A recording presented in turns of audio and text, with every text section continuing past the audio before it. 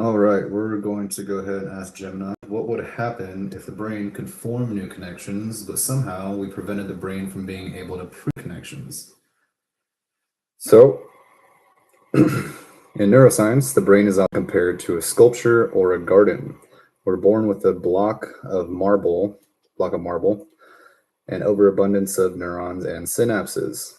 And the process of learning is actually the process of chiseling away what we don't need.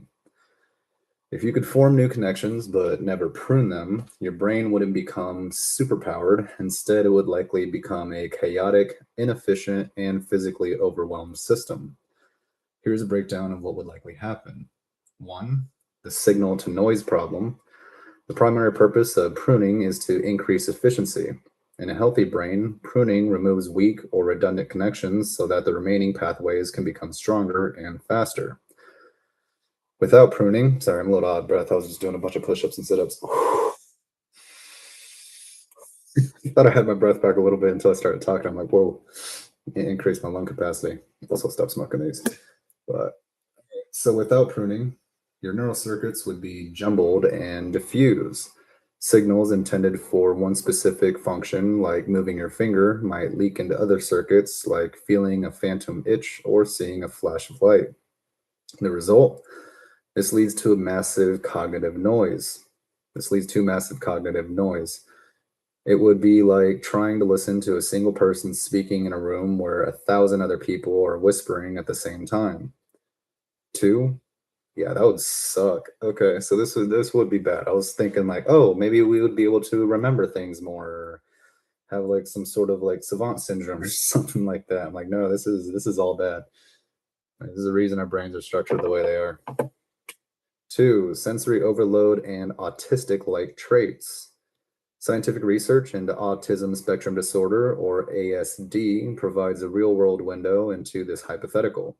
Studies suggest that some forms of autism are linked to a failure in synaptic pruning during early development. Oversensitivity. Because the brain cannot filter or prune away unnecessary sensory inputs, the individual may experience intense oversensitivity to lights, sounds, and textures. Synaptic overgrowth. In a brain that never prunes, every minor stimulus could feel like a monumental event, leading to a constant state of sensory and emotional overload. Three, metabolic and physical exhaustion. Synapses are expensive. They require a significant amount of energy, or ATP, to maintain. I think that's what adenosine triphosphate, ATP, even when they aren't firing. Energy drain. The brain already consumes about 20% of the body's total energy. If you kept every connection you ever made, the metabolic demand would eventually exceed what your body could provide. Physical space. There is a finite amount of room inside the skull. While neurons themselves don't grow indefinitely, the white matter, or insulation, and supporting cells, the glia, intended to maintain a massive, unpruned network, would eventually lead to an increased intracranial pressure or a physically oversized, inefficient brain. Four, increased risk of seizures. One of the most dangerous side effects of underpruning is an imbalance in excitatory and inhibitory, or E/I, signals. Hyperexcitability. Without pruning, there are too many excitatory connections. This makes the brain hyperexcitable, where a single spark of activity can cascade into a massive, uncontrolled firestorm of neural firing. Epilepsy. This is why high synaptic density is often strongly correlated with epilepsy and chronic seizure disorders. Five, the infinite learning paradox. You might think that more connections equals more memory. I did. But the opposite is often true. Learning is selection. True learning requires the brain to forget or dampen the wrong answers. To remember a specific person's face, your brain prunes the connections that look like other faces. Generalization failure. Without pruning, you might be able to remember every tiny detail of a specific moment, but you would struggle to generalize. You might recognize a chair in your house, but because your brain didn't prune the specific details of that chair, you might fail to recognize a different chair at a friend's house as being a chair. Oh, damn. Okay. Summary table, pruning versus no pruning. We have different features here, and so we're going to compare and contrast or compare healthy pruning to no pruning, the hypothetical. So regarding circuitry, if there's healthy pruning, it is streamlined and specialized, but in circuitry, if there is no pruning, things would be jumbled and overlapping. For information, healthy pruning would lead to high signal to noise ratio. For no pruning, there would be constant background static. Energy use for healthy pruning, the brain would be optimized for efficiency, whereas if there was no pruning, it would be extremely high. There would be extremely highly. Oh, the energy use. Okay, so the energy consumption would be extremely high and unsustainable if there was no pruning. For healthy pruning in cognition, this would lead to an ability to generalize and focus. But for cognition, if there was no pruning, it would lead to hyper detail oriented but overwhelming stimuli. The risk for healthy pruning is that there's normal function. So, yeah, we're good there. But for no pruning, there's a risk of seizures, sensory overload, and autism spectrum disorder like traits or ASD like traits. All right. Okay. So we're just going to go ahead. It says, would you like me to dive deeper into the specific biological cleanup cells like microglia that usually handle this pruning, or perhaps explore the opposite scenario where the brain prunes too much? Yeah, actually, what would happen? The brain prunes too much. Then summarize the cleanup cells. Microglia. All right. It's a short video, 7 minutes. I can go a little bit longer. I'm going to avoid going down a bunch of rabbit holes, but at the same time, I want to be able to have a over encapsulating or just a good grasp of the topic. So, if the brain's pruning mechanism goes into overdrive, the results are just as damaging as a brain that can't prune at all. While underpruning leads to a cluttered, noisy brain, overpruning leads to a brain that is hollowed out, losing essential connections needed for logic, memory, and emotional stability. The onset of schizophrenia.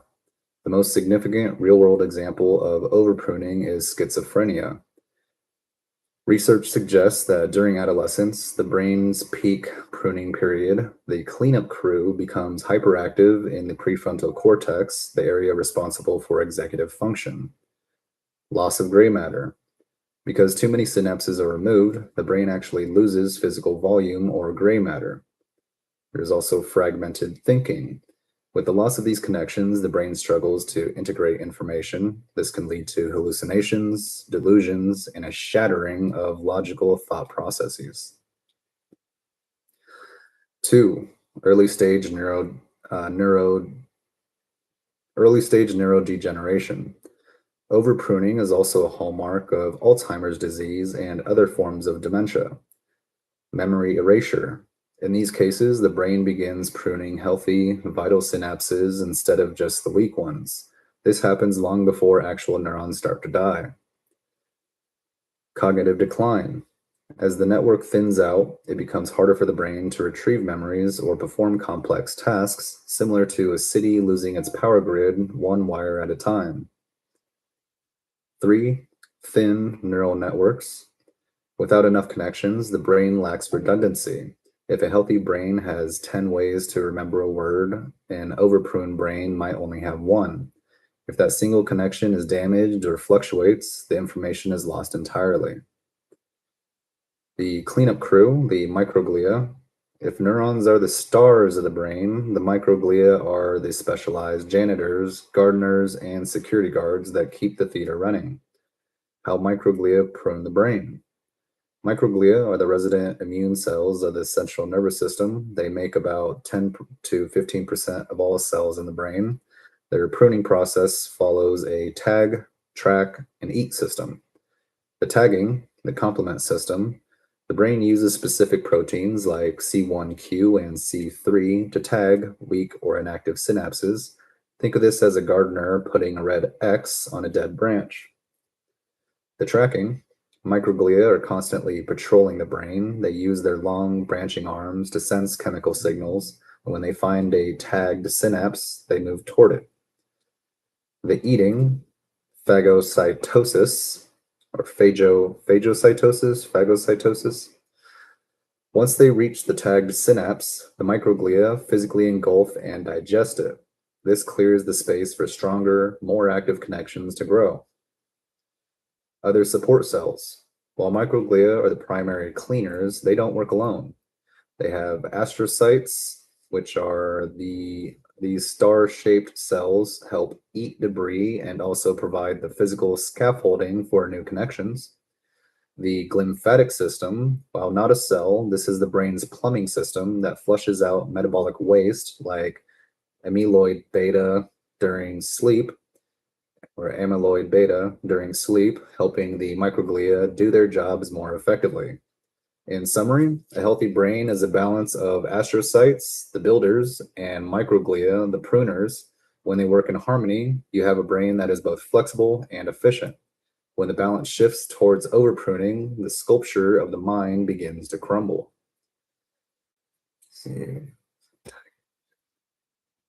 Right. I think that's it. So I think we got a pretty good summary of that.